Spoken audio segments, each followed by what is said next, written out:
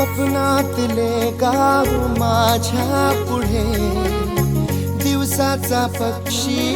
अलगद उडे फांदीच्या अंगावरती चिमणीती चिवचिवणारी झाडात लपले सगळे सोयरे हा गाव माझा जुना आठवाचा नादात हसऱ्या त्या वाहत्या नदीचा ढगात उरले पाऊस गाणे कसे साठवावे